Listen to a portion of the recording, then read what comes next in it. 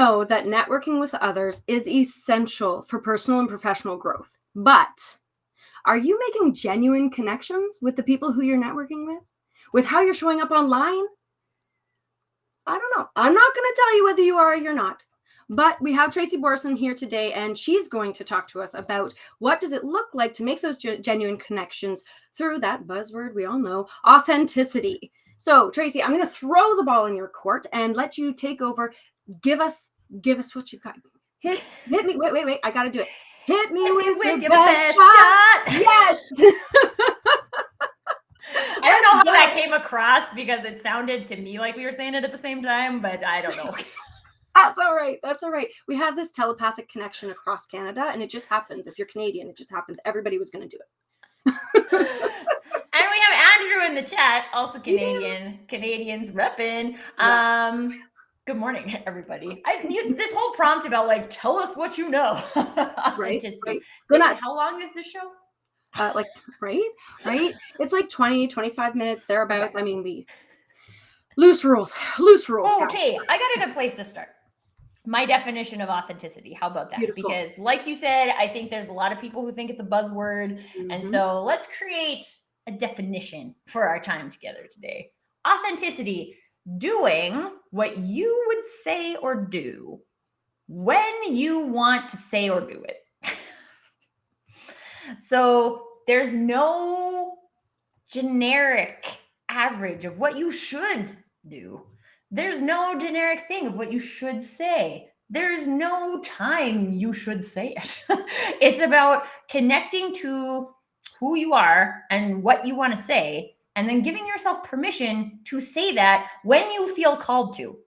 Not all the time, but paying attention to in what scenario do I think I want to share this story or that story, and share it because you feel called to, not because someone told you should post a personal vulnerability story on LinkedIn today. Vulnerable, because when you're told to do something, this is very vulnerable. You should take a vulnerability moment at 10 a.m. every Tuesday.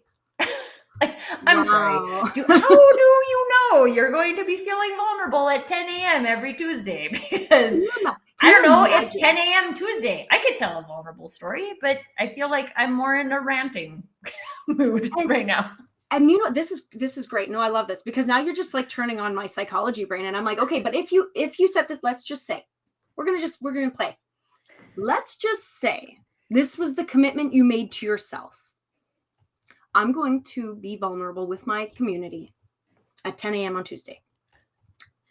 And you do so. Like you tap into that. In some, you're very self-reflective, and you know that there's been something and that you've kind of pushed aside, and you say, I'm just going to bring that out and I'm going to share it.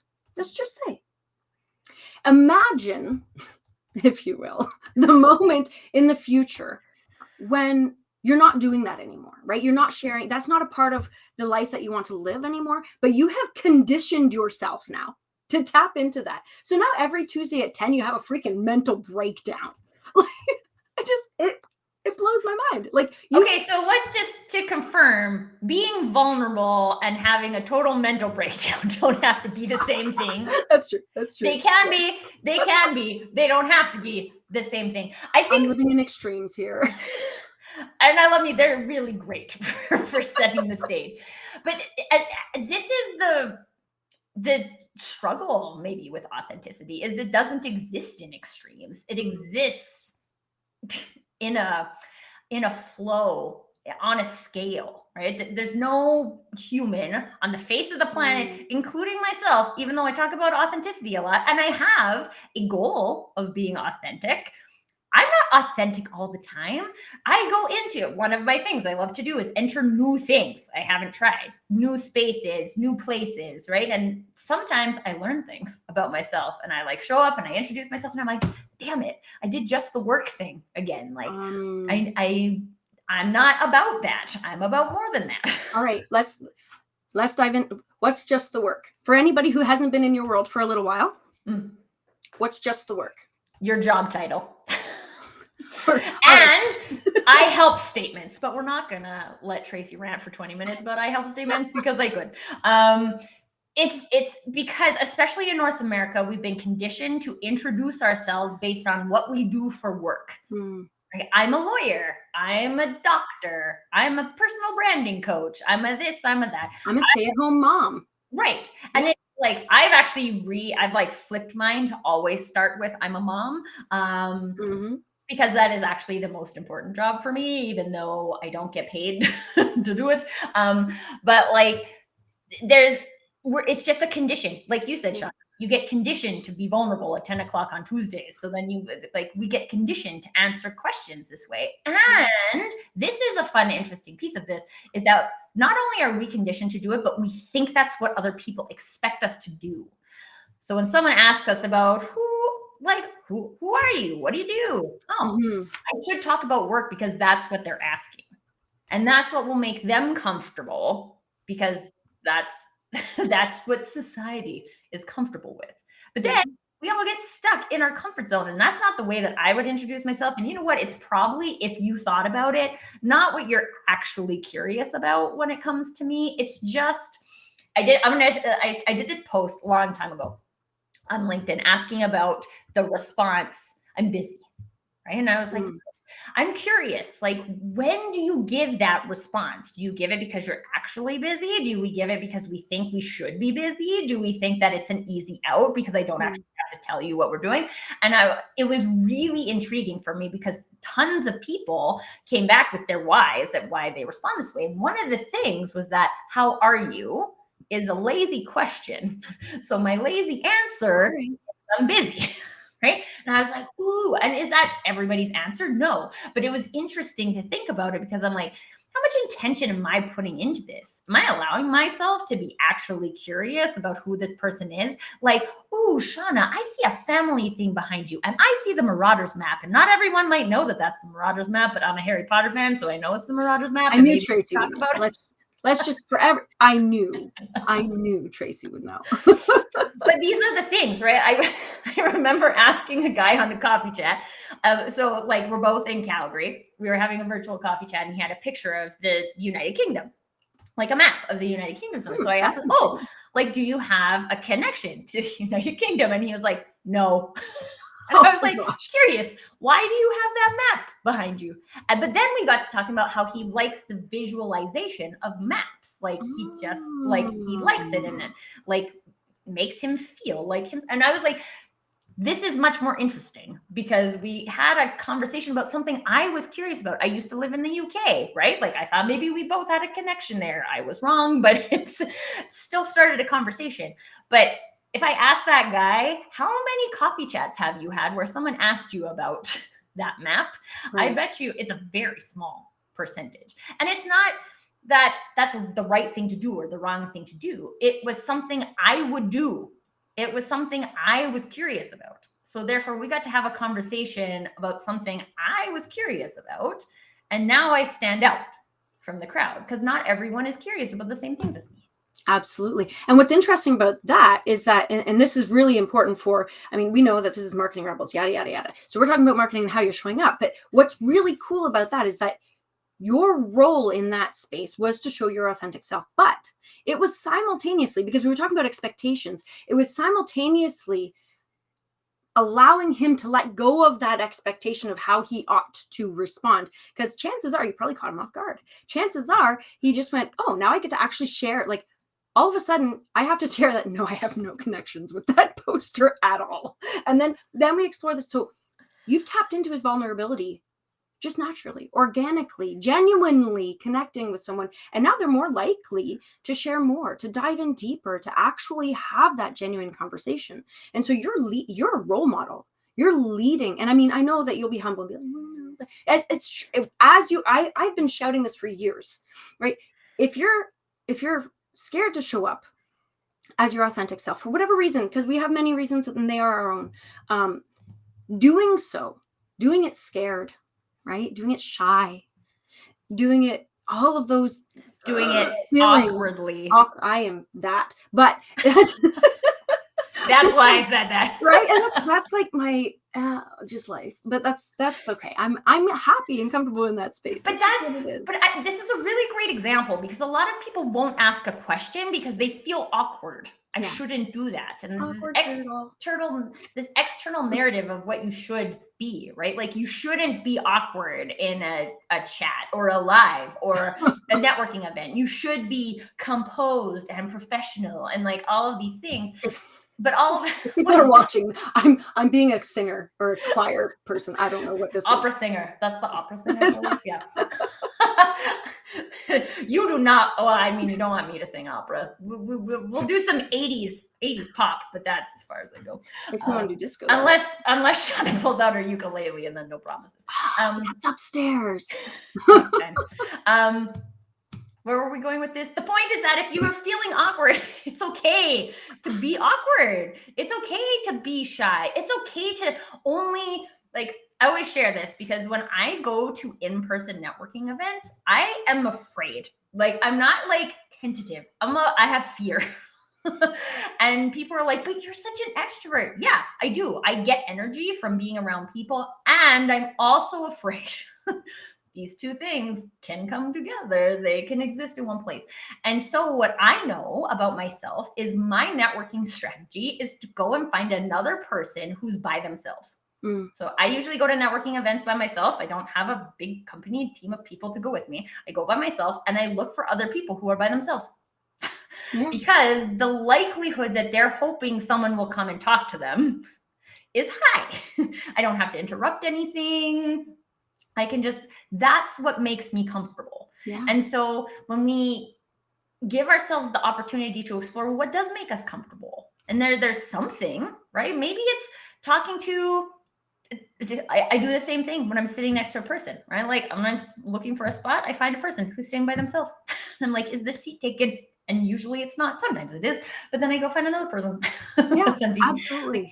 There's tactics that we can explore for each of us that allow us to say like, oh, I actually feel comfortable showing up awkwardly when I do this.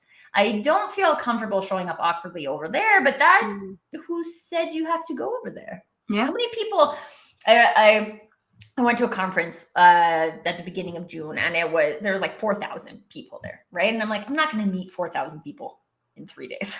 Right? That's a hefty conference. It was legit. And there was tons of things. There was an innovation conference and there was a health track and an agriculture track and a startup track. And like, wow. Yeah, it was maybe one too many things. Or maybe like 6. I think it should have picked what it was trying to be. Anyway, that's my event coordinator and me coming out. It's all right. It was confused, but there were lots of great things that happened at it. So you're like trying to pick the tracks and like, well, I'm interested in that. Like I'm interested in like senior care, technology for seniors, right? But like, are my ideal clients interested in that? But anyway, so there's lots of things going on in your head. And I got to the point where I was like, you know what? Like how many meaningful interactions do I want to have today? Right? I've got like, I'm going to have 2 or 3 opportunities to sit next to people. So let's count that as 3. I've got lunch, right? So that's 4. So I'm maybe going to have like 5 meaningful interactions today. What does a meaningful interaction look and feel like for Tracy? How can I create that? And sometimes your location isn't helping. So like we had this lunch and they had entertainment, but they were playing the music so loud, I couldn't talk to the person next to me. So I said like, why don't we go for a walk? And we did, right? And then we could actually talk. But if I'm walking and talking with a person, I'm not interacting with 3,995 other people. Right? So these are also things that it's important to just pay attention to. Like when you're showing up, we can't control all things, but what things can we control to create space for us to feel good about how we're showing up, which allows us to be more authentic because we're caring about how we feel. Yeah. And being intentional, right? Being intentional all along the way and being reflective of how can I facilitate my own authenticity in making genuine connections and being mindful. Like I feel like it takes a level of interpersonal tact to understand that other people very well may be feeling the same way as you, and you don't need to succumb to what are the expectations? I mean, there's another word for it, but the expectations of the moment in order to facilitate this perceived comfort that doesn't even exist, likely. I think that's really, really great feedback. Now, going to kind of spin it on its head, because we're talking about in-person networking, but a lot of people are networking online. Mhm. And that can feel really hard to be like, oh, I'm going to show up authentically, but with words on a page and static images, and it can feel kind of disconnected. So how would you, if you were to, because this is a big ask, if you were to give people like the first step toward being able to make genuine connections in the digital landscape, what would you advise one do? I would say, I mean, if you've connected at all to what you would do in real life, then mirror that online. Now, here's the interesting piece of this is that you can't directly mirror it. So you have to figure out what your version of that mirror is. So I mentioned my tactic at a networking, in-person networking event is to go and find one person who looks friendly that I can go and talk to. I do the exact same thing with profile photos. Oh, So when I am just like hanging out online, and like LinkedIn in particular loves to give you recommendations, like you might know so and so, and usually you don't know them, but you true. see them and you're like, oh, this is a vibe. Or I will tell you, like I live 2 hours away from the Rocky Mountains. Anytime I see someone with a banner or something with mountains, I'm like, yep, those are my kind of people, right? Because you wouldn't put the mountains as your backdrop if you didn't care about the mountains. And now, very minimally, I actually think it's a little bit easier online because we can find those things that we have in common with people in advance. I already know I have one thing in common with you. We both love the mountains. So if I'm going to try and start a conversation, I can talk about the mountains. I can talk about going and throwing stones in the river with my son, because this is what we do to like get rid of our anxiety in the mountains. And in real life, I can't do that, right? Like, I don't know if I'm going to have anything in common with you when I meet you at a conference, but I do know, or I can see your content, or I can see your tagline, like, oh, hey, both of us have been directors of marketing. Both of us have the same hashtags we follow, right? Or even like, I've actually done this a couple of times where like, you know what? I just get a good vibe from your profile picture and I feel like we should be connected. And almost always people say yes, because like vibes are a real thing. Right? Now, on the flip side, if I'm reaching out to people and they're going to consider me as a potential connection or a potential conversation, it's also important to look at what am I showing them? Like, do I look like I have fun energy? It's the number one reason, and they don't let you do it anymore on LinkedIn. They took the feature away. The video. Yeah. Because the video was 30-second video, and a lot of people used it for work related things. And I think I tell people at some point in there that I'm a personal branding coach, but like this to me was about communicating my energy to you. And if you like this energy, then we could be friends. If my energy is intimidating or annoying or any of those things, which I'm sure there's 8 billion people in the world, right? I'm sure there's somebody who experiences that with me. That's fine. Don't connect with me because I don't have any intention of having like adjusting my energy for you. That's what I liked about it. And that's why I was also annoyed. I did a post about it. But like when a whole bunch of people added profile videos because LinkedIn was taking the feature away. Well, now you're not doing it because you want to do it. You're doing it because there's an external force that's telling you you should. And who cares? Like you can, you can't, now you can't. Like, but that doesn't mean that you can't put a video on your profile and tag it as your features, right? So other people can see it. If you want to, there's always a way. It's just you have to find your way. Yeah. What works for you may not work for everybody else. And following the crowd is likely not going to get you where you actually want to go, because it'll take you where they're going. Yeah. Right? That's an interesting and challenging topic. Now, we don't have enough time to dive into it because my brain automatically went, okay, but we can't do that right now because we've only got so much time. Maybe Tracy and Shauna will come back for a deep dive episode. Oh, we should. I'm excited. I'm actually really excited to have you on again, because there are a lot of spin-off ideas that came from even just this conversation, whereby we can kind of explore What does it look like to create videos online and be authentic in yourself while still, because this is something too, utilizing best practices that will give you an advantage in getting seen. All of these different nuances that people worry about when exploring the world of showing up authentically can be addressed absolutely in detail between the two of us. Oh my goodness, guys, be careful, watch out. Just follow both of us, and then at some point we'll bring it all together for you. It'll make sense as you go, but it'll make the most sense if you carry on with this journey. Now with that, I need to ask you two things. The first thing is, how can people get in touch with you if they're like over on Facebook or whatever, like, I need to talk to her? You should come find Tracy Borison on Facebook, and there's a post that's pinned at the top of my profile that says, come and find me on LinkedIn. LinkedIn is where I hang out. So like, come and find me, you can connect with me on Facebook, but let's chat on LinkedIn. Mostly just because I'm on LinkedIn more often. Also, I create my content on LinkedIn, so you will learn more if you follow me on LinkedIn. Also, I have an amazing blog, which you can find through my LinkedIn profile, which is all about sales and marketing tactics that are authentic. So how do you find those ways you can show up in business and relationships and networking and connecting and all of these things, which are the same thing at the end of the day. We're going to talk about connecting and networking and marketing and sales. And as far as I'm concerned, all of these things are the same thing. We are showing up and we are building relationships with people. We each have our own way to do that. Let's find our way. I found my way. Let's find your way to do that. And then you can do it and it can be fun. It's possible, you guys. It's possible to think that marketing and sales is fun. You're probably like a fairy tale. You're a liar. It sounds like a fairy tale, but you're not wrong. I'm not wrong. And but the problem is that we concern ourselves too much with what other people think, what other people tell us we should do.